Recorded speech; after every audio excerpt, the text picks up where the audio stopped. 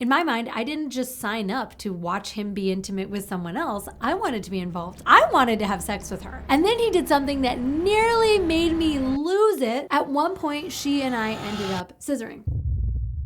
If you've ever fantasized about having a threesome with your partner and another woman, this story might change how you think about it. Because my first time, well, it taught me the hard way what can happen when sex becomes a performance. And I'm gonna share it with you so that you can learn from my mistakes. I'm gonna do something that I don't usually do in this video, and I am going to kiss and tell. I'm gonna get really personal and share the story of my first FFM threesome. That means female, male threesome. Right off the top, you gotta know this is not a how-to guide. This is not a flex. What I'm about to share is real. It's awkward. Hopefully it's a little funny. And it's a story that taught me about sex, communication, and most importantly, what not to do when three people decide to get intimate together. Hopefully by sharing this experience and all of its messy details, you'll be able to gain some insight into your own journey. So let's get started. Here's the background. At this point in this relationship, my partner and I were actively exploring non-monogamy. He had a lot of experience with group sex. I was bisexual, inexperienced, but very curious and genuinely excited to open things up. We were in a good place and I trusted him. So when a woman who we had previously connected with was passing through town and asked to stay with us,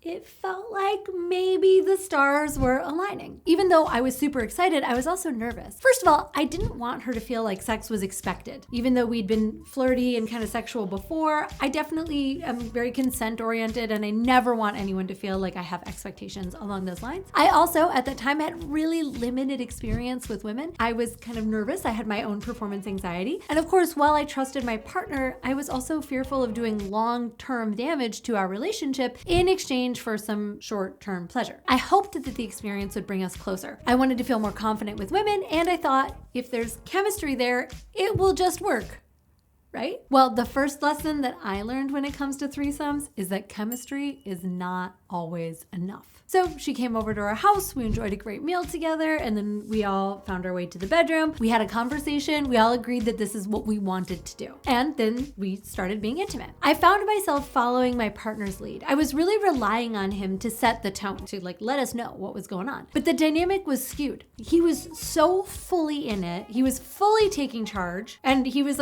really following his own desire. While I was sort of floating on the edge. We were all physically in the same space, but emotionally, I felt really far away. In my mind, I didn't just sign up to watch him be intimate with someone else. I wanted to be involved. I wanted to have sex with her. And when he made it all about himself, it was a total turnoff for me, not to mention emotionally frustrating. And then he did something that nearly made me lose it, but I'll share what that is in just a second. Now, you may know that before I became a coach and a YouTuber, I was a professional sexual health researcher. I know this firsthand. Data changes everything. And when it comes to struggling with performance, low energy, a fading sex drive, a lot of guys think that stress or aging are the only culprits, but in reality, it's complicated and it often comes down to a biological imbalance. I saw this firsthand when I worked with my own physicians, and the testing that I had done was extensive and incredible, but it was also very expensive. And that's why I'm so excited about Merrick Health. They bring the same level of advanced testing and personalized care without the enormous price tag.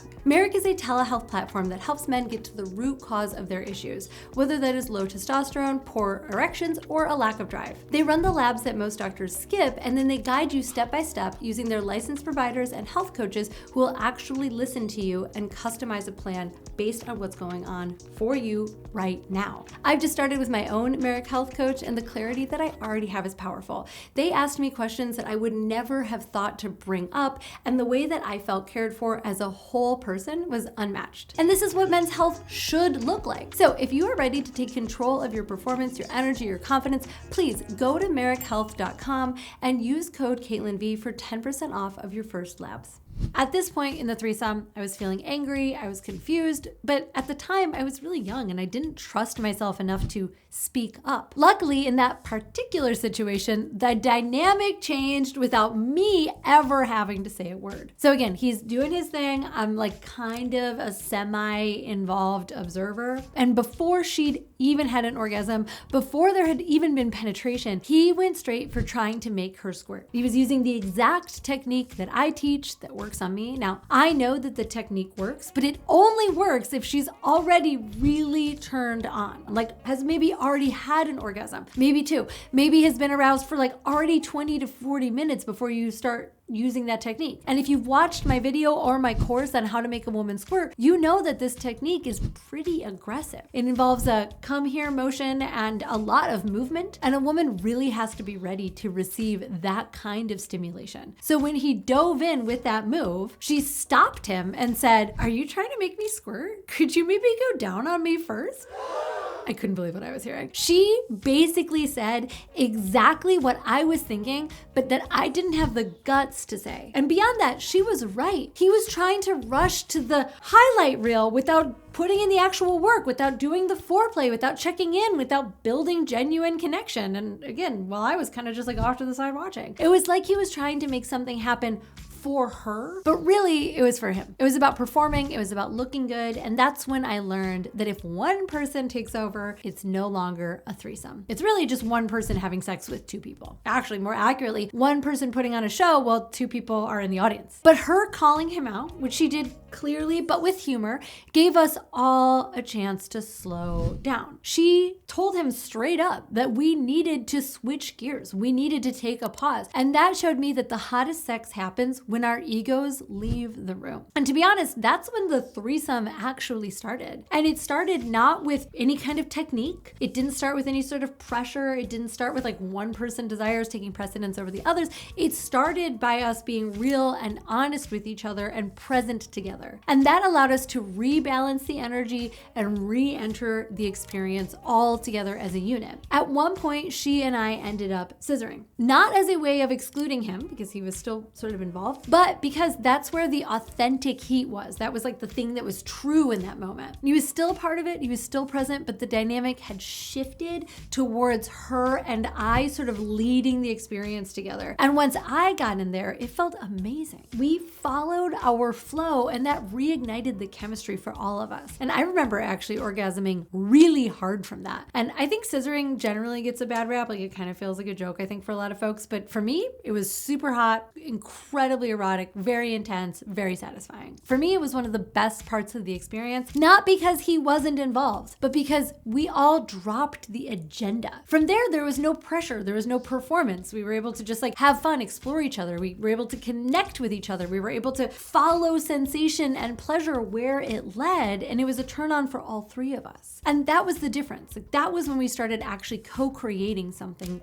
together. And I think that's really the key to all great sex, whether it's with one or two or however many people. And the truth is, while I did enjoy my first threesome with a woman, I also found it to be difficult. It was frustrating. I found myself feeling insecure, and it really dragged up some stuff between my partner and I to the surface. But what that night really taught me is that threesomes aren't a performance. They're collaboration. A threesome isn't about having more sex or more hands or doing anything flashy. It's about creating more connection, because each person that you add adds exponentially more options, more connection, more presence, more sensation. But that can only happen when everyone's wants and needs and desires are acknowledged and actually valued. If you are a man watching this and you're thinking about having a threesome with your partner and another woman, here's the truth. You might feel like you need to lead. You might feel pressure to make it amazing. That is the pressure that we put on men in all kinds of sex. But the real magic happens when you stop trying to direct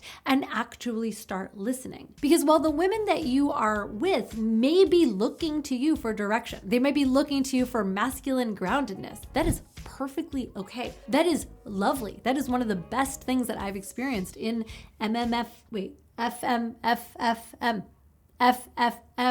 threesomes. But it is critical for you as the guy to check your ego at the door and remain focused on what's true in the moment for everyone's turn on. When connection and pleasure are centered, then you as the man often get everything that you were hoping for, and sometimes a whole lot more. I know that a lot of us are curious about group sex, but we don't know where to begin. So to help you get there, I put together a free pre-sex party checklist. I originally made it for folks who are going to play parties, but it's a perfect preparation guide for any group sex experience. And yes, threesomes count as a group sex experience. It walks you through the exact questions to ask, the conversations to have, and the things that you need to consider before you go into the experience so that you can show up with clarity and care and confidence. You'll find the link to that free guide in the description. Now I want to hear from you. Have you ever had a threesome? What surprised you? What went well or not so well? Or if you haven't had a threesome, what is the thing that is holding you back? Please drop your comments below and subscribe while you're down there.